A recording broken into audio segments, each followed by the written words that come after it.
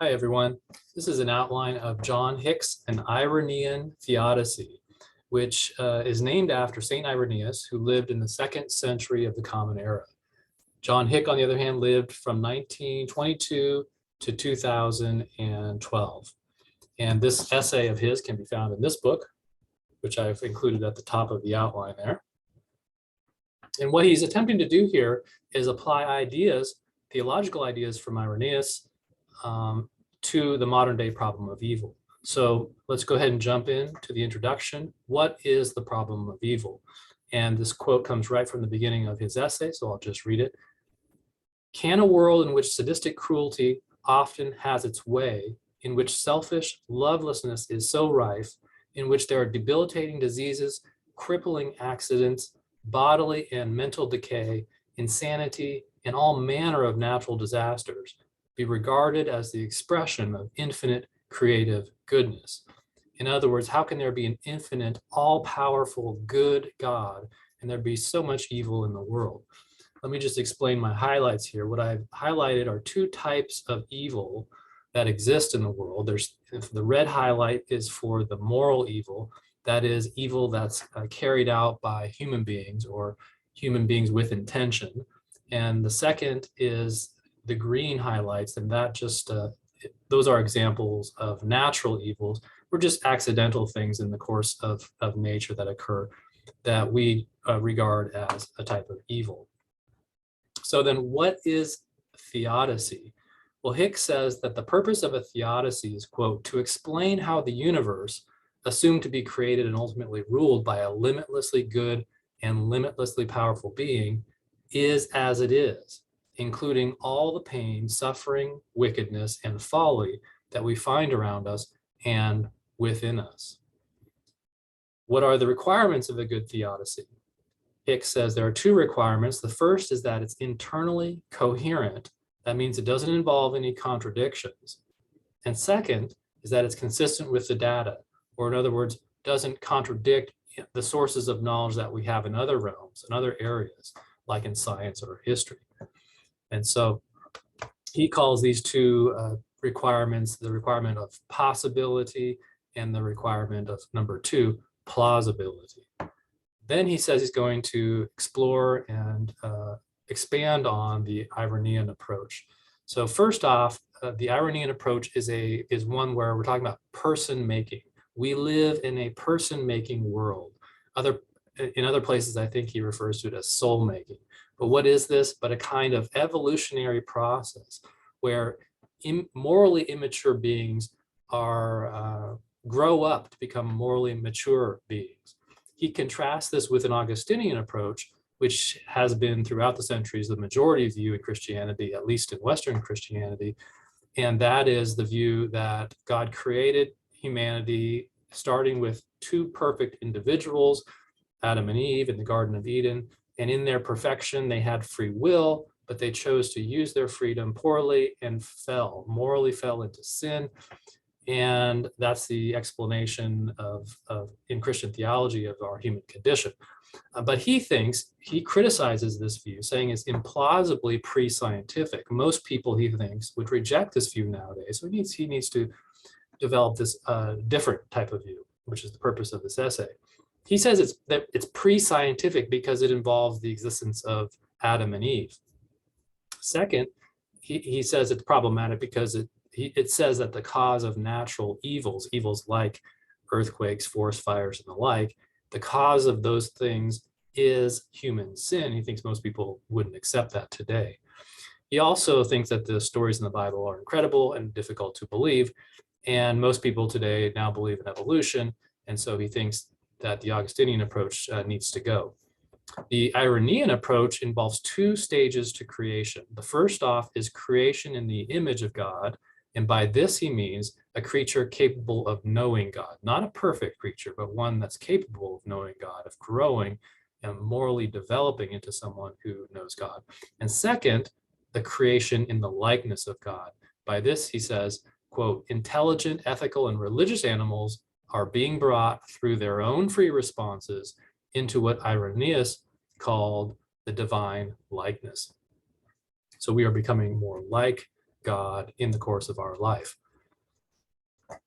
So he expands on the Irenaean approach here with his contemporary version, starting on page 247.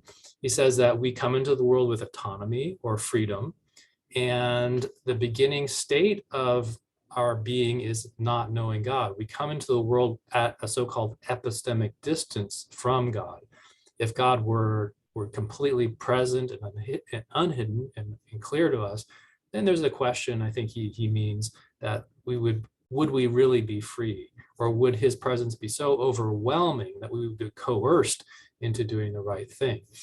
So he says this is the value of virtue formation in an autonomous environment. So we were put into this environment in order to develop, morally develop.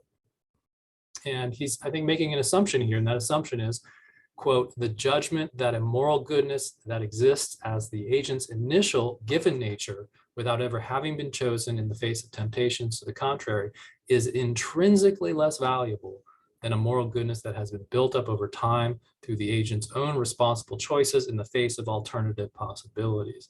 So I just posed to you the question, is this true? Do you think this assumption is right? That is a moral goodness that comes through trials and temptations really better than one that is natural? I'll just give that to you to think about. Number 4, moral development is moving from selfishness to caring for others. The idea he says here is that we are moving from an egocentric or self-centered approach to life to caring for others. So evil is understood as selfishness, good is understood as caring for others. That will matter more toward the end of the essay. Number 3, the point of pain and suffering. So he considers what is the point of pain and suffering? Couldn't this have all happened without the pain and suffering that we see in the world?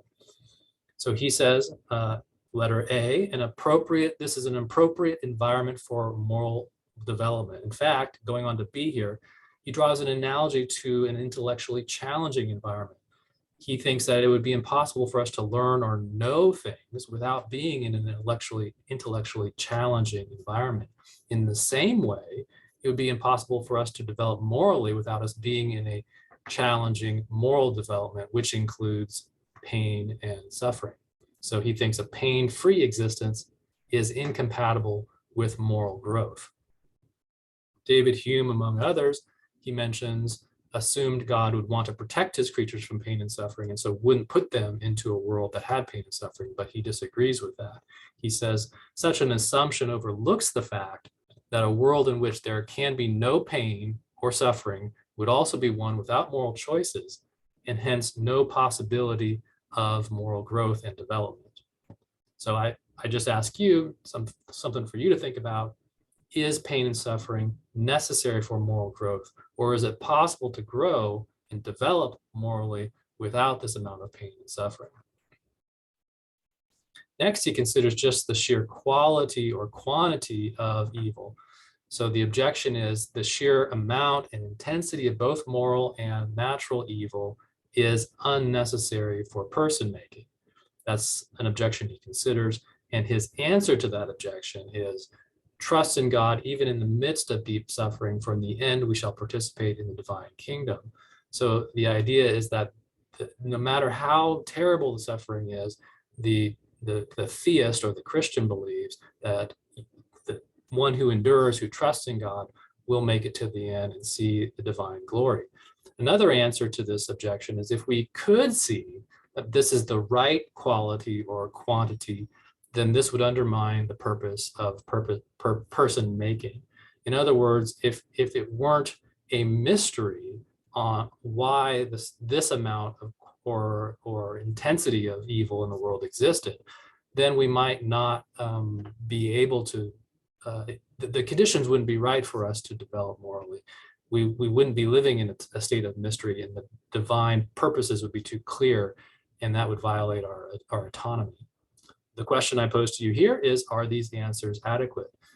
Do we really need to be in the dark about how much evil is necessary for our development? Do we really need to be in the dark about this being the right quality or quantity of evil in the world? Another objection he considers is that the evil is indiscriminate, meaning the evil falls upon the heads of the good and the bad alike. His answer is that if only the deserving suffered, then we would act morally for the wrong reasons to escape suffering, not because it was the right thing to do. So I pose another question to you here. Is the choice to do the right thing in order to avoid suffering not a truly moral action? I mean, do you have to do the right thing for the right reason? Or is it not enough just to do the right thing because you've learned that the bad choice leads to pain and suffering? Another answer he gives is that the randomness of evil gives us the opportunity to be compassionate for the sake of compassion. For the sake of compassion. If suffering were just experienced by those who deserved it, well, we probably wouldn't feel very compassionate towards those people, would we? In the last section, he considers eschatology, and by this we mean the end days. He says our moral development is the process of moving from egoism to communal unity, right? He mentioned that before, and he mentions that here again. However, the majority of people have not completed this process by the time they die. So there must be more than this earthly life. In other words, there's got to be an afterlife where we can complete our moral development. The use of evil in the process of moral development can only be justified if it is effective. So if some are lost, in other words, some go to hell, then it is not effective and the process is not justified. So he believes in universalism, which is the idea that everyone goes to heaven in the end. Otherwise, if some people are lost, then that cost or that sacrifice is not worth the whole process of developing the person-making process. So he says, number one, if God is omnipotent and omnibenevolent, all will be saved. And he says, in further support of this idea, this is compatible with freedom because free will is compatible with having a created nature, even one that includes a Godward bias. He says, he quotes Augustine here, where Augustine says, our hearts are restless until they find their rest in thee. And this idea is that all of us truly desire God. We just maybe need more time. Maybe this is the doctrine of purgatory here. And anyways, one last question for you to think about here is, if we have such a nature, that is one that's inclined toward God, are we truly free? Has John Hick made his case here? Anyway, I hope you find that helpful.